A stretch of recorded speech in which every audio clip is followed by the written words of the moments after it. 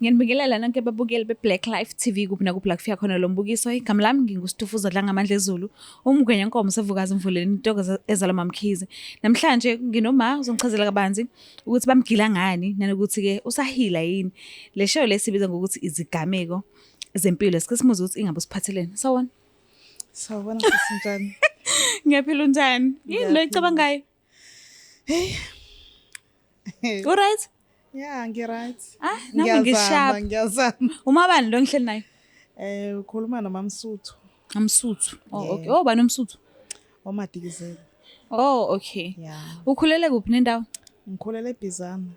Oh, alright. Benjani impilo yakho ukukhula? Yeah, impilo ibinzima kakhulu. Bekwenzakalani? Uma wami shuthi ngikhulele emndenini ohluphekayo. Uma wami osikhulise kabuhlungu, ubaba besegoli engasabuyi. So Oh, okay. Ethumela imali. Lutho. Oh. Bengasenzi lutho nje sidonsa kanzima uma esikhulisa kabuhlungu. Thola ukuthi uyingane esikoleni ogqokile icathulo. Yeah, ubaba wabuya egoli. Akasena lutho nomsebenzi wamphelela. Kuvesane kushada usisi wami omdala. Usisi wami omdala uma eshada avesana athola indoda erish. Okay. Eme kahle nje.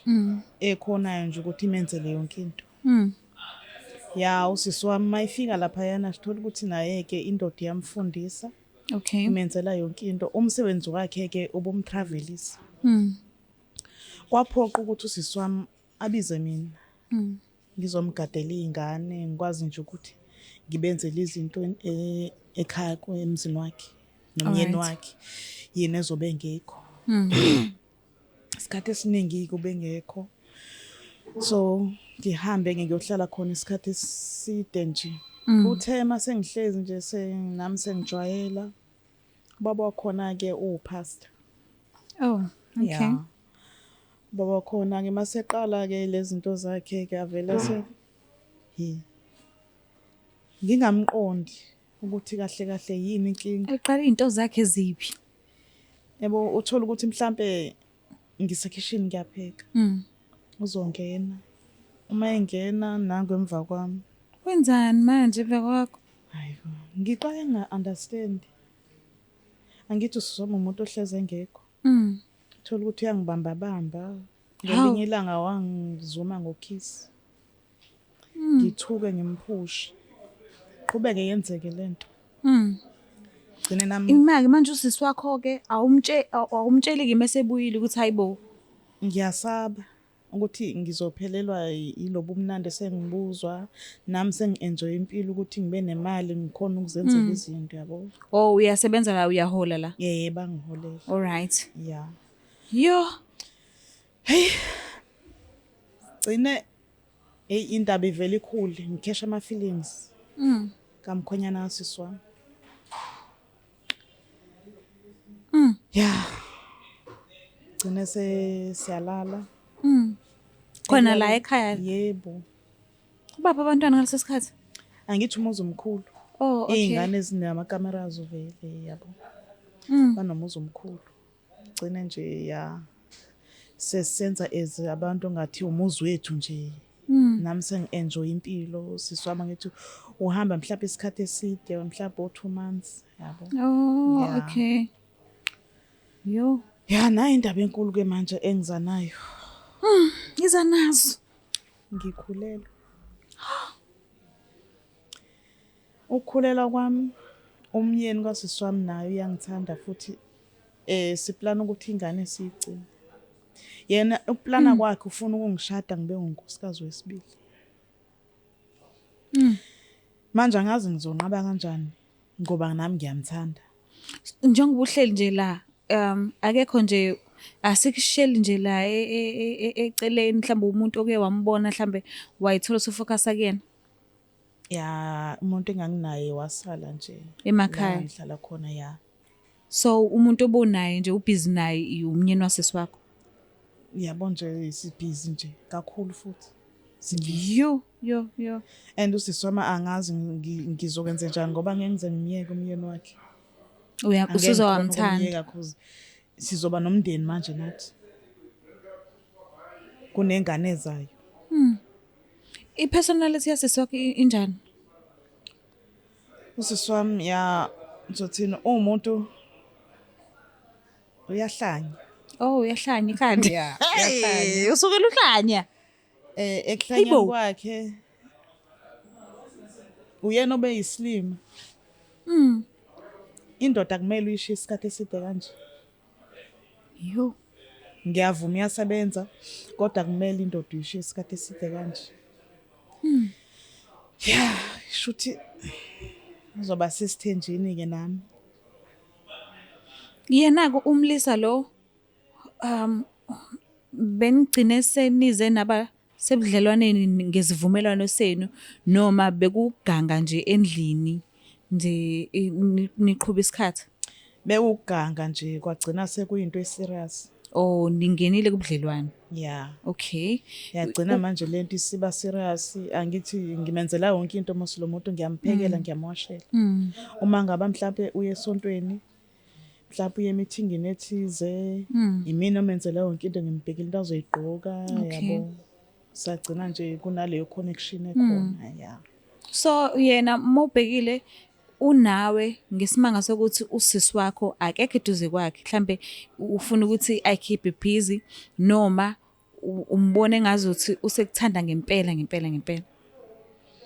Ngiyambona ukuthi useyangithanda ngempela. Okay. Ngiyambona ngoba naye uyafisa ukuthi indaba yengane le ivele mhlambe sesishadile. Ngoba yena ufuna ukuvele atshele usisi wami ukuthi yena ufuna ukuthi ngibe unkosikazi wakhe wesibili. Ingane ingakazi vele. Seyizovela leyo sesiphakathi nomshado. Mhlawumbe uke wafona ekhaya wachaza ukuthi usibari wakho ubhizi wenzani esayiqala nje yonke lento kungakafiki ekuthenini sekuba khona abantwana. Indaba enkulu kangazi. Akazi uma wami, ubaba wami akazi.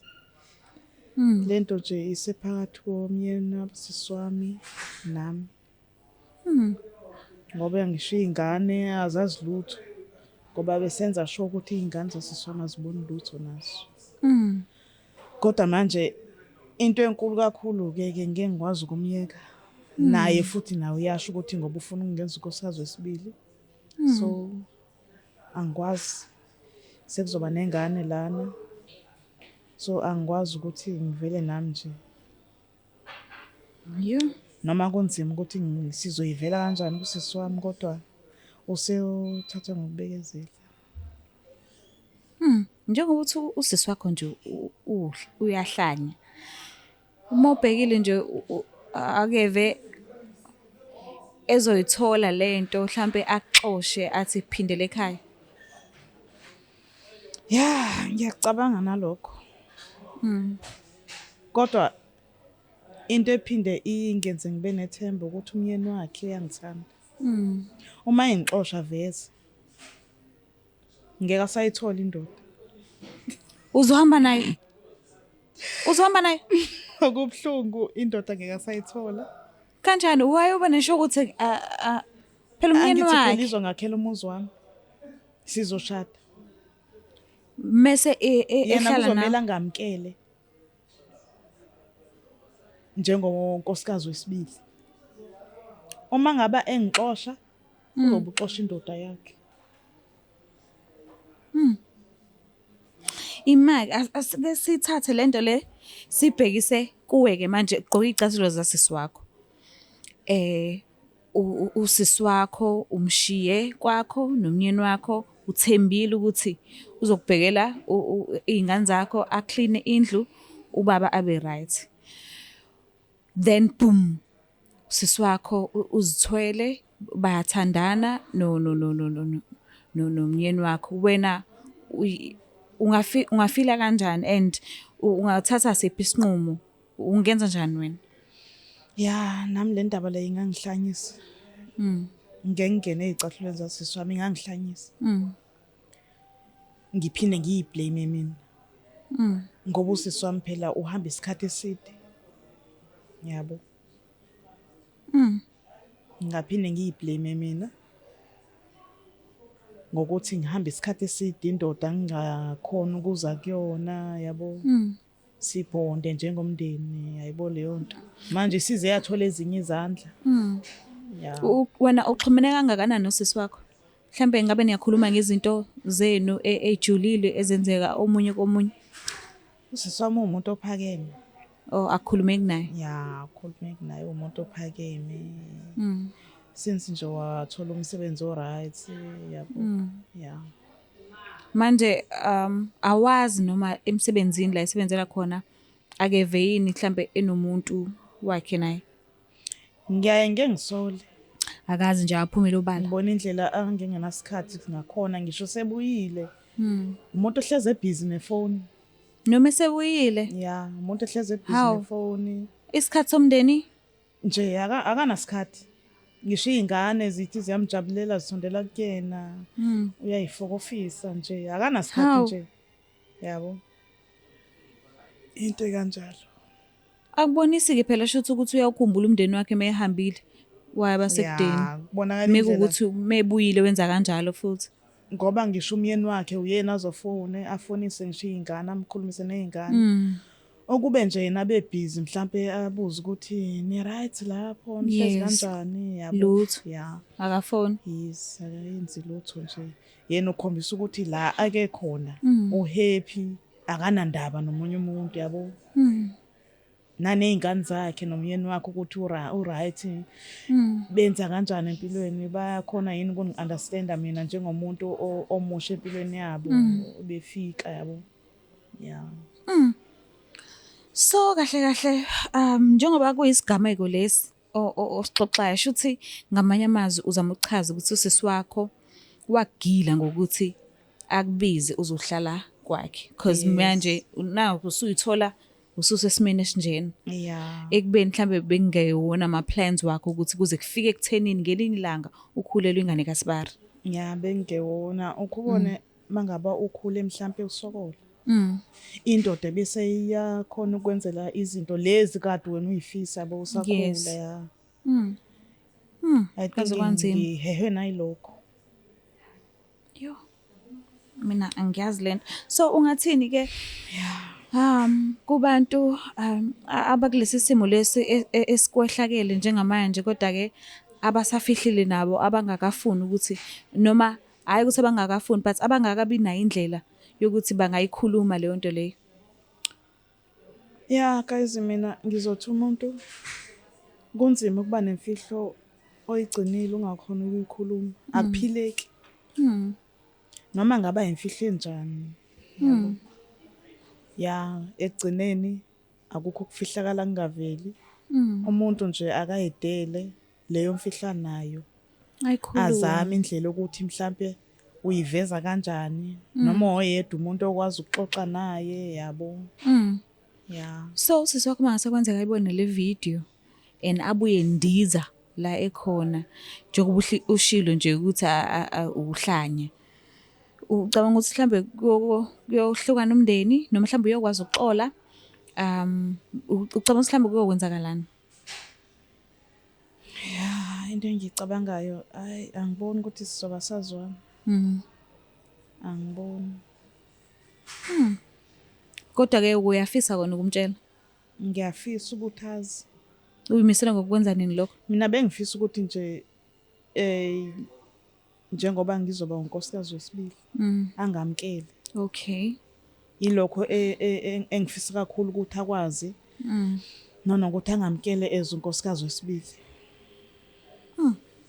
Ngikufisela inhlanhla mase kwenzeka nje konke lokho kuba ukuthi angeke uzokhinyabezeke mhlambe ube ne-stress kakhulu mhlambe uthola ukuthi kuze kulimele nomntwana esiswini because akufanele ube stressed if kuukuthi ukhulele umntwana fanele abe right ngoba nawe u-right. So ngikufisela inhlanhla ngiyabonga kakhulu ukuthi usivakashele kuhlelo lethu. Ngiyabonga nami sisi kakhulu. Mbukele ekhaya ngiyacela ukuthi ungakhohlwa ukuthi subscribe ulike ushare. Mina ngiyanthanda kakhulu. Bye. It's the Black Life TV.